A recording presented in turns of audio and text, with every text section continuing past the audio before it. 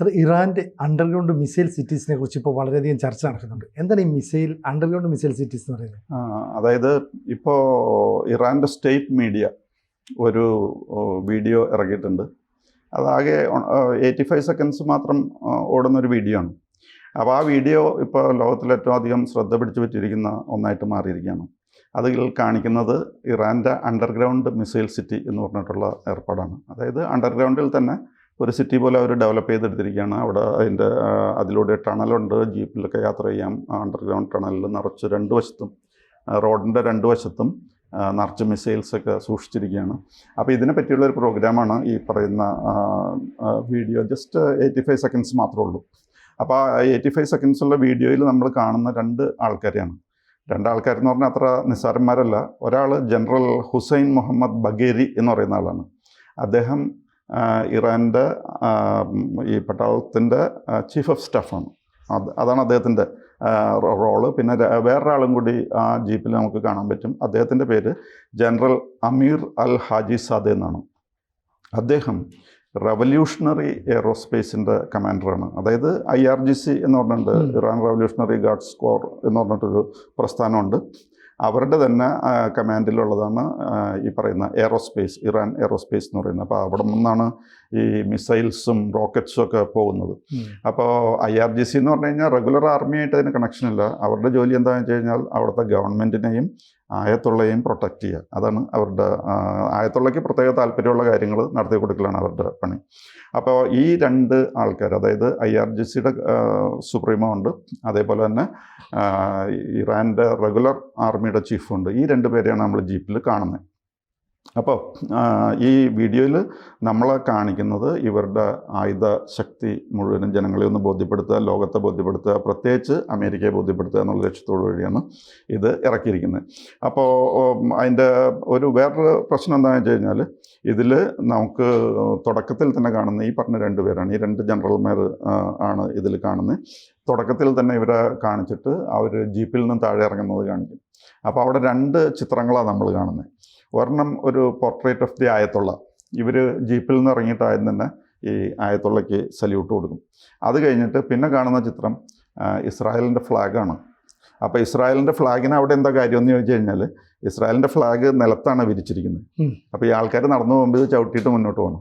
അത് മിഡിൽ ഈസ്റ്റിലെ ഒരു രീതിയാണ്. ഇപ്പോൾ സദ്ദാം ഹുസൈൻ അന്ന് യുദ്ധത്തിൽ തോറ്റപ്പോൾ ചെയ്തിരുന്നത് എന്താണെന്ന് വെച്ച് കഴിഞ്ഞാൽ, അവിടുത്തെ പ്രധാനപ്പെട്ട ഹോട്ടലുകളുടെ മുമ്പിലൊക്കെ ടൈൽസ് വിരിച്ചിരുന്നിടത്ത്, പ്രത്യേകിച്ച് എൻട്രൻസിൽ ജോർജ് ബുഷിൻ്റെ പടം വെച്ചിരുന്നു.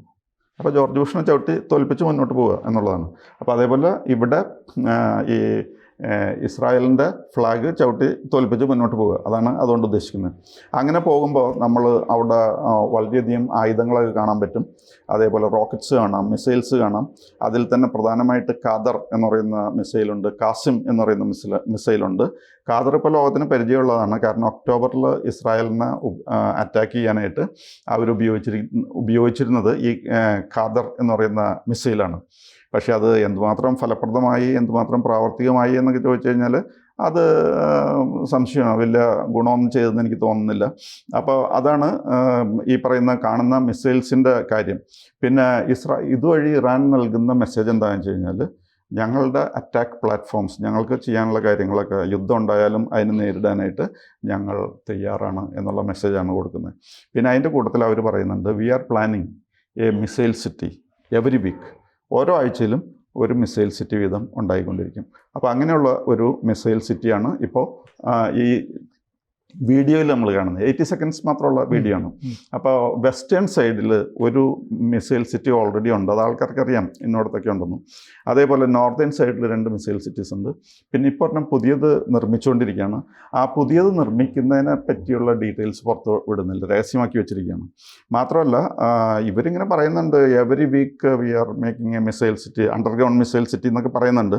പക്ഷേ അതിനുള്ള ഫണ്ടുണ്ടോ, സ്പേസ് ഉണ്ടോ, അതേപോലെ മാൻ പവർ ഉണ്ടോ, അങ്ങനെയൊക്കെ ഉള്ള പ്രശ്നങ്ങളുണ്ട്. പക്ഷേ ഇവർ പറയുമ്പോൾ നല്ല അന്തസ്സിലാണ് പറയുന്ന കാര്യങ്ങൾ. എല്ലാ ആഴ്ചയിലും ഒരു അണ്ടർഗ്രൗണ്ട് മിസൈൽ സിറ്റി ഞങ്ങൾ ഉണ്ടാക്കുന്നുണ്ട് എന്നാണ് പറയുന്നത്. പക്ഷേ ജനറൽസ് പറയുന്നത്, ഈ വീഡിയോയിൽ തന്നെ പറയുന്നുണ്ട്, we are ready to face any eventuality. ഇപ്പോൾ ശരിക്കും ഇതുവഴി ലോകത്തിനും അമേരിക്കയ്ക്കും ഇസ്രായേലിനും കൊടുക്കുന്ന മെസ്സേജ് ഈ ജനറൽസ് ഈ വീഡിയോയിൽ പറയുന്നതാണ്. We are ready to face an eventuality, നിങ്ങൾ ആക്രമിച്ചാൽ ഞങ്ങൾ തിരിച്ച് ആക്രമിക്കും എന്നൊക്കെയാണ് പറയുന്നത്. അപ്പോൾ ഇത് അണ്ടർഗ്രൗണ്ടിൽ ആയതുകൊണ്ട് ഇനിയിപ്പോൾ പ്രശ്നമൊന്നുമില്ല എന്നുള്ള പോലെയൊക്കെയാണ് അവർ പെരുമാറുന്നത്. അതേസമയം ട്രംപ് പറഞ്ഞിരിക്കുന്നത് you are given A 2 month dead line, 2 മാസമുണ്ട്, നിങ്ങൾ എന്താ വേണ്ടതെന്ന് വെച്ചാൽ ചെയ്തു. ഒന്നില്ലെങ്കിൽ നമുക്ക് സമാധാനപരമായിട്ട് ചർച്ച ചെയ്ത് പ്രശ്നങ്ങൾ പരിഹരിക്കാം, ഇല്ലെങ്കിൽ മറ്റുള്ള ഓൾട്ടർനേറ്റീവ്സ് എന്താണെന്ന് ഞങ്ങൾ ആലോചിക്കും എന്നാണ് ട്രംപ് പറഞ്ഞിരിക്കുന്നത്. അതായത് അദ്ദേഹം പറഞ്ഞിരിക്കുന്നത് ഒരു പുതിയ ന്യൂക്ലിയർ ഡീൽ വേണം. കഴിഞ്ഞ പ്രാവശ്യം, അതായത് ആദ്യത്തെ പ്രാവശ്യം ഇദ്ദേഹം പ്രസിഡൻ്റായി കഴിഞ്ഞപ്പോൾ അവിടെ ഒരു ന്യൂക്ലിയർ ഡീൽ ഉണ്ടായിരുന്നു. അതൊക്കെ അദ്ദേഹം വലിച്ചു കീറി കുറച്ച് ദൂരേക്ക് എറിഞ്ഞു കളഞ്ഞു. അതായിരുന്നു ഫസ്റ്റ് ടൈം ചെയ്തത്. പിന്നെ ഇപ്പോൾ അദ്ദേഹം പറയുന്നത് വേറൊരെണ്ണം വേണമെന്നാണ്. കഴിഞ്ഞ തവണത്തെയൊന്നും കാര്യമില്ല, അതുകൊണ്ട് നടപ്പില്ലാത്ത കാര്യമാണെന്ന് പറഞ്ഞിരിക്കുന്നു. അപ്പോൾ ഇങ്ങനെ ഇറാൻ ഇങ്ങനെ കുറേ മിസൈൽസൊക്കെ ഉണ്ട്, ഞങ്ങളിത് സൂക്ഷിച്ചിരിക്കുന്ന അണ്ടർഗ്രൗണ്ട് ആണ് എന്നൊക്കെ പറഞ്ഞിട്ട് അങ്ങനെ അഭിമാനം കൊണ്ടുള്ള വീഡിയോ ആണ്. പക്ഷേ കുറച്ചകലെ നമ്മൾ ഈ മീൻ നന്നാക്കുന്നിടത്ത് പൂച്ച നോക്കിയിരിക്കില്ലേ, അതേപോലെ നോക്കിയിരിക്കുന്ന ഒരാളുണ്ട്. അദ്ദേഹത്തിൻ്റെ പേരാണ് ബെഞ്ചമിൻ നെതന്യാഹു. അപ്പോൾ ബെഞ്ചമിൻ നെതന്യാഹുവിന് ഇപ്പോൾ ഈ ട്രംപ് ഒരു ആയുധം കൊടുത്തിട്ടുണ്ട്. അത് ബൈഡൻ്റെ കാലത്ത് കൊടുക്കില്ല എന്ന് പറഞ്ഞിരുന്ന ആയുധമാണ്. ആ ആയുധം കയ്യിൽ വെച്ചിട്ട് നെതന്യാഹു അങ്ങനെ നോക്കിയിരിക്കുകയാണ്. അതിൻ്റെ പേര് GBU-43B എന്നാണ്. GBU-43B എന്നാണ് അതിന് പറയുന്നത്. അതാണ് അതിൻ്റെ ടെക്നിക്കൽ നെയിം. പക്ഷേ അത് അറിയപ്പെടുന്നത് MOAB എന്നാണ്. MOAB എന്ന് പറഞ്ഞാൽ അതിൻ്റെ full form massive ordinance air blast എന്നാണ്. പക്ഷേ ആ പേരിലും അല്ല അറിയപ്പെടുന്നത്. അതിനൊരു നിക്നെയിം ഉണ്ട്, മദർ ഓഫ് ഓൾ ബോംബ്സ് എന്നാണ് അതറിയപ്പെടുന്നത്. അപ്പോൾ ദാറ്റ് വെയ്സ് അബൌട്ട് 20,000 pounds ഉണ്ട്. 20,000 pounds എന്നുള്ളതിലും കുറച്ചും കൂടി കൃത്യമായിട്ട് പറഞ്ഞാൽ 21,600 pounds ആണ് അതിൻ്റെ തൂക്കം. അപ്പോൾ അത് ചെന്ന് കഴിഞ്ഞാൽ എന്തും പെനട്രേറ്റ് ചെയ്ത് പോകുന്നൊരു ഇതാണ്. നമ്മൾ വിചാരിക്കും കോൺക്രീറ്റിൻ്റെ വലിയ ശക്തി ഉണ്ട്, അല്ലെങ്കിൽ മെറ്റൽ ഉപയോഗിച്ചിട്ടുണ്ട്, ഇതൊന്നും പറഞ്ഞിട്ട് അത് കാര്യമില്ല. അവനെവിടെയെങ്കിലും ചെന്ന് കഴിഞ്ഞാൽ അതെങ്ങനെയും പെനട്രേറ്റ് ചെയ്ത് കയറും. അപ്പോൾ ആ ശക്തി എന്താണെന്ന് ഏറ്റവും നന്നായിട്ട് അറിയാവുന്ന ഒരു രാജ്യമാണ് ഇറാൻ. കാരണം ഇറാന് ഏറ്റവും വേണ്ടപ്പെട്ട ആളായിരുന്നു ഹസൻ നസറുള്ള. ഹസൻ നസറുള്ള ഇരുന്ന ബങ്കർ, റീഇൻഫോഴ്സ്ഡ് കോൺക്രീറ്റും മെറ്റലും ഒക്കെ ഉപയോഗിച്ച് റീഇൻഫോഴ്സ് ചെയ്ത ബങ്കറായിരുന്നു. ആ ബങ്കർ ഈ ഗ്രൗണ്ട് ലെവലിൽ നിന്ന് 60 feet താഴെയായിരുന്നു. അതൊരിക്കലും പെനട്രേറ്റ് ചെയ്ത് ഒന്നും സംഭവിക്കില്ല എന്നുള്ള വളരെ ധൈര്യത്തിലാണ് നാസറുള്ള ഇരുന്നിരുന്നത്. പക്ഷേ ഇവർ അവിടെ ചെന്നു കഴിഞ്ഞിട്ട് MOAB അല്ലെങ്കിൽ GBU-43B ഈ പറയുന്ന മിസൈൽ ഉപയോഗിച്ചിട്ടാണ് നാസറുള്ളനെ തട്ടിക്കളഞ്ഞത്. അപ്പോൾ ഇറാൻ അറിയാം ഈ പറയുന്ന സാധാരണ പ്രശ്നങ്ങളൊന്നും വെച്ചുകൊണ്ടിരുന്നിട്ട് കാര്യമില്ല. ഇത് ഇസ്രായേൽ പെനട്രേറ്റ് ചെയ്യും. ഇപ്പോൾ ഓൾറെഡി ഇവരുണ്ടാക്കിയിരിക്കുന്ന 2-3 ഇതേപോലത്തെ അണ്ടർഗ്രൗണ്ട് മിസൈൽ സിറ്റീസിനെ പറ്റിയുള്ള ഡീറ്റെയിൽസൊക്കെ എല്ലാവർക്കും അറിയാം. അന്ന് ഇതിനെ പറ്റി വലിയ സീക്രട്ടീവ് ആയിരുന്നില്ല, ഇപ്പോഴാണ് സീക്രട്ടായിട്ട് വീണ്ടും ഉണ്ടായിക്കൊണ്ടിരിക്കുന്നത്. അപ്പോൾ ഇതിലൊരു പ്രശ്നം എന്താണെന്ന് വെച്ച് കഴിഞ്ഞാൽ ഇത്രയും ആയുധങ്ങളൊക്കെ സജ്ജീകരിച്ച് അണ്ടർഗ്രൗണ്ട് സിറ്റീസ് ഉണ്ടാക്കിയിട്ടുണ്ട്.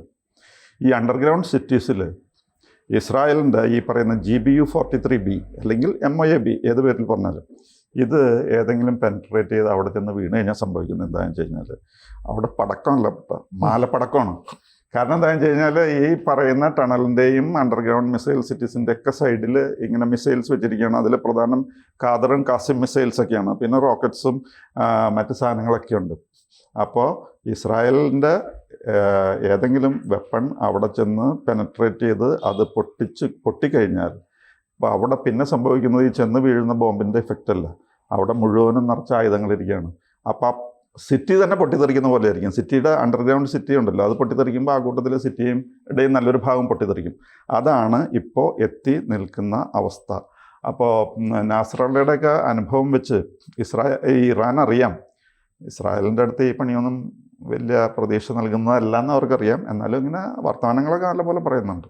അതാണ് ഇപ്പോഴത്തെ സാഹചര്യം. ചുരുക്കം പറഞ്ഞാൽ ഇറാൻ അവസാനത്തെ ഒരു കച്ചിത്തുരുമ്പെന്ന രീതിയിൽ ഇത് വെച്ച് അണ്ടർഗ്രൗണ്ട് മിസൈൽ സിറ്റീസിന്റെ കാര്യം പറഞ്ഞാണ് ഇപ്പോൾ പിടിച്ചു നിൽക്കുന്നത്. കൂടുതൽ വാർത്തകളും വിശേഷങ്ങളും നിങ്ങളിലേക്ക് എത്താൻ ABC മലയാളം സബ്സ്ക്രൈബ് ചെയ്യുക, ബെൽബട്ടനും അമർത്തുക.